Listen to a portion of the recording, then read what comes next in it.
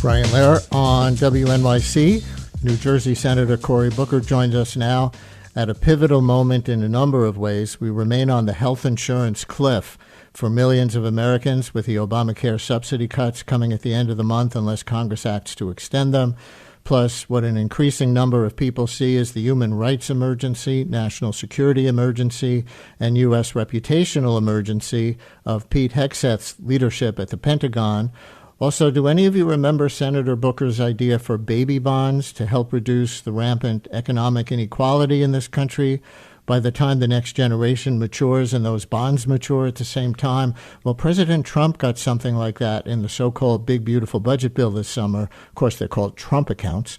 We'll see if the senator thinks it's more real or more fake as something that can be financially transformative for people. And yes, I know some of you want to know about the senator's wedding, which if you do a Cory Booker Google search right now, is about 80% of the links. Senator Booker, we always appreciate when you come on with us. Welcome back to WNYC. Thank you. It's always great to be on. As you know, I'm a big fan and just grateful for your show and voice. Thank you. And listeners, we only have about 15 minutes with the senator today because of other things that he's got backed up. But if some of you want to call and ask New Jersey's senior Democratic senator a question, you can, or text if you keep them really to the point. 212-433 WNYC, 212-433-9692. So let's start on this New Year's Eve subsidy and premium hike cliff. The deal that ended the shutdown did include a promise by Majority Leader John Thune of a vote in the Senate this month on the subsidies. There is no such promise by Republicans in the House. But do you have a date for the vote in the Senate or the language of a bill? Yeah, it looks like it's going to be next week. It's going to be a very straight up or down. Do you support extending the subsidies or not? And I think it's going to be a long shot whether we get Republican support, but we're going to push it anyway and put people on notice about who is fighting to lower your health care costs and who is not. For New Jersey, hundreds of thousands of New Jerseyans are in the balance right now. A family that's making about $130,000 a year could see their health care premiums go up $11,000. This is catastrophic, and it's on the beginning of a healthcare tsunami, because at the beginning of 2026, this cliff would happen. But at the end of 2026, if you remember in their big bill, that they gut about $1 trillion out of Medicaid as well. And so those two combined hits will be just devastating to New Jersey, New York, our regional hospitals, healthcare providers. It'll be the largest attack on healthcare we've seen in my lifetime, with millions of Americans losing healthcare coverage. And not just New York and New Jersey, but I read there will be a disproportionate impact on people in Republican areas of the country. So if enough Senate Republicans vote to pass an extension, and even President Trump seems to want this to go away as an issue for next year's midterms, do you see the House under Speaker Mike Johnson being pressured to hold a vote there too? No, when someone tells you who they are, believe them. He has said that he does not believe that we should be extending these healthcare subsidies. And so I can't see it passing through the House of Representatives. And frankly, there may be a few votes we'll pick up here in the Senate, but we would need a significant number to get to the 60 votes to pass something. So I'm still even doubtful that we'll get it done, because the Republicans have really dug in. Remember, they've been vilifying the Affordable Care Act, what they call Obamacare, for a very long time. And this party that controls the House, the Senate, and the White House has made it very clear that they have no plan. They put forward no vision for healthcare in America. And as a result of their attacks on the Affordable Care Act, their attacks on Medicaid, they've unleashed what will be for tens of millions of Americans seeing costs go up, or overall just losing their healthcare. It's unfortunate, but it seems like a sort of a callous and cruel lack of vision or action based on the majority of the Republican Party. Wow. So you don't even think it'll pass the Senate. So if they do expire, is there anything you can do next or anyone can do next to help the estimated 5 million to 10 plus million people who will lose their health insurance altogether? Well, look, I'm not going to wait around for November's midterms to fight this fight. We have to start right now. And so the first round in this fight will be next week. I would be shocked if we picked up more than 3 to 5 Republican votes when there's 47 Democrats. We have to get to 60 in order to pass it. But it doesn't end with next week. We have got to be putting pressure on these Republican actors to let them know that if they do nothing as millions of Americans suffer, there will be consequences in the midterm that demand, okay, if you do not support the extension of the Obamacare or the Affordable Care Act subsidies, what's your plan? Do something right now. Because unfortunately, I'm not being dramatic, when health insurance coverage rates go down, death rates in America go up, human suffering goes up, rural clinics close. This will have a catastrophic impact on the lives of millions of Americans, healthcare providers, and more. Meg in Newark, you're on WNYC with Senator Cory Booker. Hi, Meg, right to the point if you can. Hi, Senator Booker.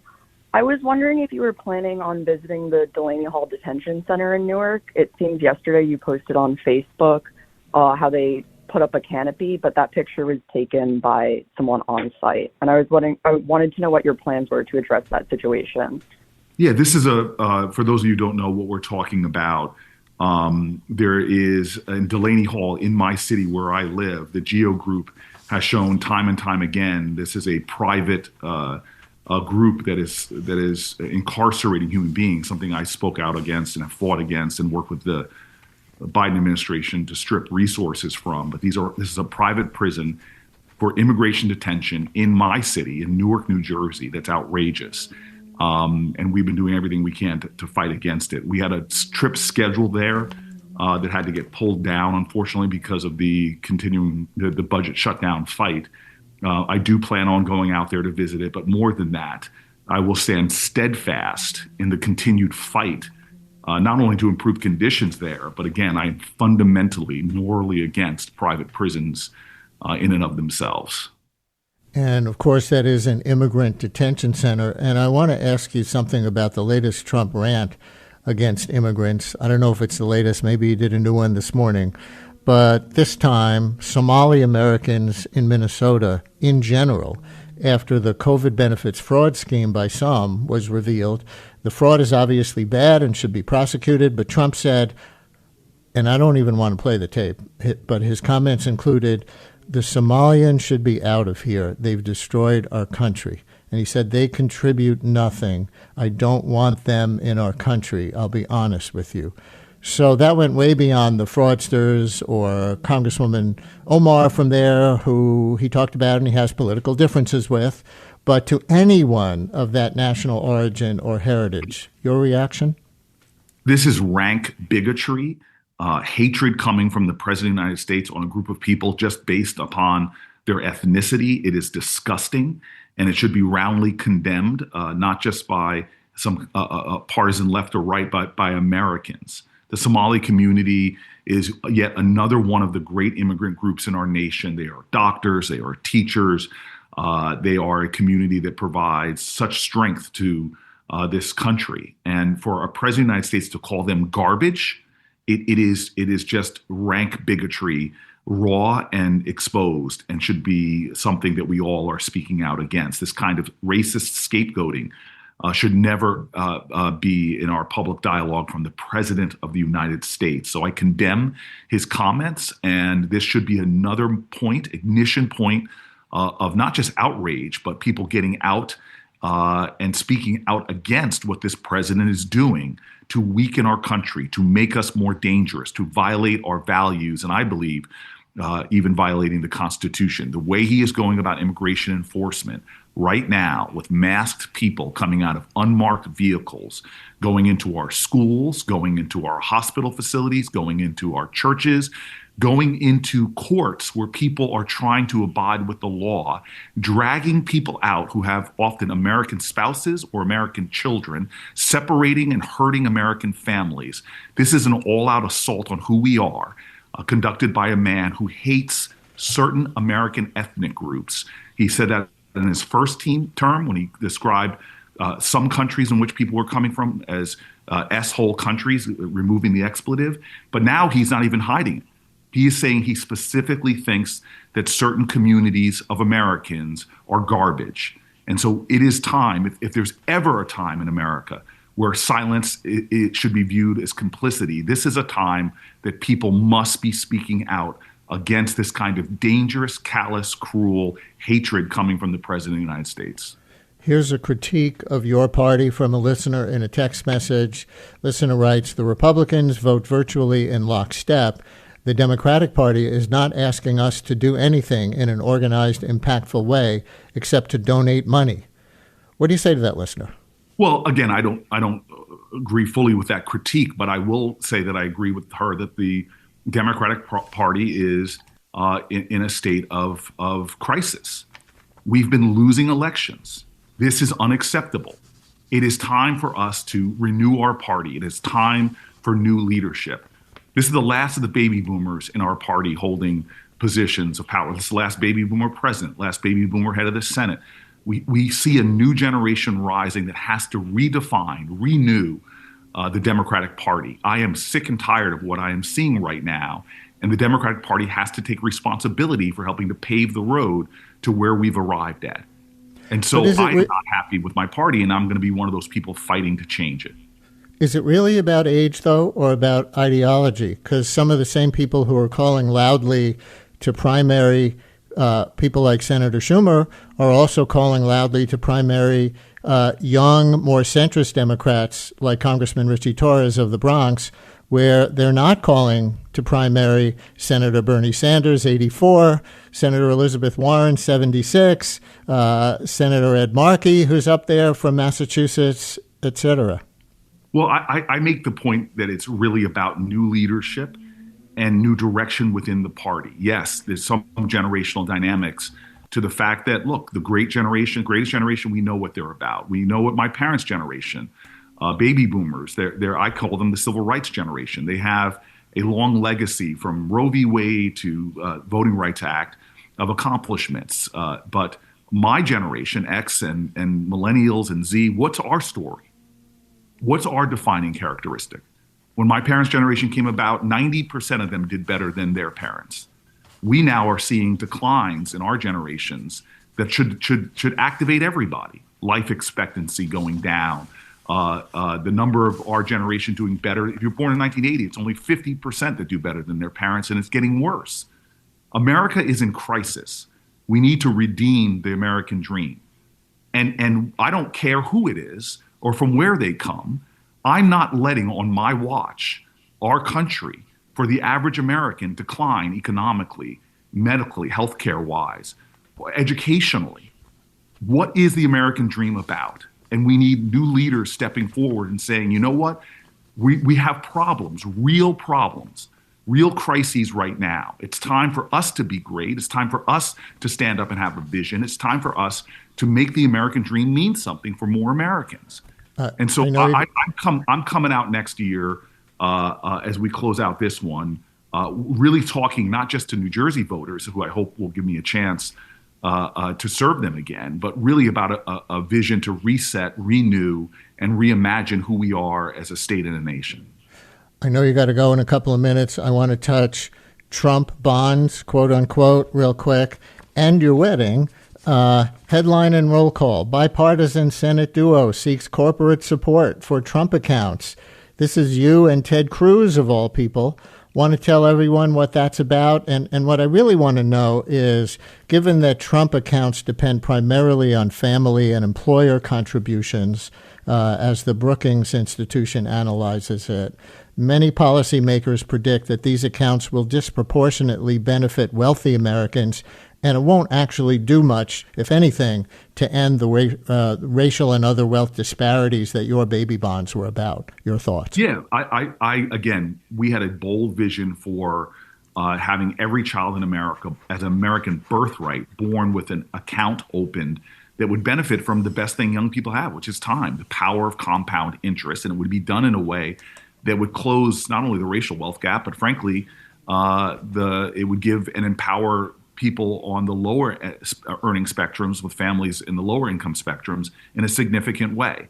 I believe in this idea, and I've been fighting for it for closing in on 10 years now.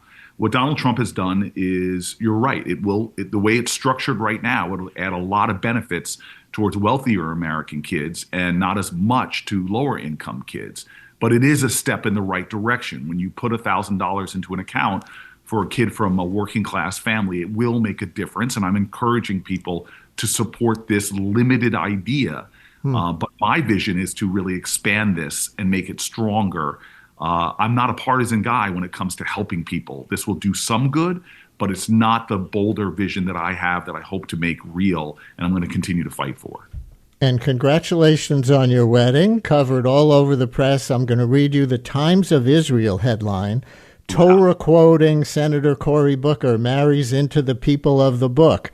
And it says the New Jersey politician, long known for his pro-Israel advocacy, ties the knot with Alexis Lewis in an interfaith ceremony that features a rabbi and Jewish rituals. So what would you like our diverse audience to know about your wedding, your marriage? I mean, the thing should be is I'm just grateful to marry a woman that's so extraordinary, that has so transformed my very existence. It was such a beautiful wedding and a wedding ceremony, blending our traditions. Her family, a Jewish mom, a black dad from Alabama. So many cultures coming together as we start our lives together. I'm very, very excited and just very grateful to the universe, to God, for giving me what I've dreamed of all my life as a great wife. Are you having difficult dinner conversations about Gaza and the West Bank? There should always be difficult conversations about that subject matter, because there are people suffering in that region unjustly. And I've worked my entire Senate career. As you know, I was there on October 7th to meet with Palestinian leaders in the West Bank about the expansion of a pathway to a two-state solution. Enough of the suffering in that region. We need to bring about peace and justice, a lasting peace and justice for Palestinian people, for Israeli people, and frankly, for the larger region where there's still so much suffering, from the Kurds to what we're seeing in Syria to the challenges with Iran. I hope we can all dedicate ourselves not to fighting each other, but finding a path forward that will bring about justice for all. Senator Booker, we always appreciate that you come on with us. Thank you very much. Thank you so much. I look forward to the next conversation.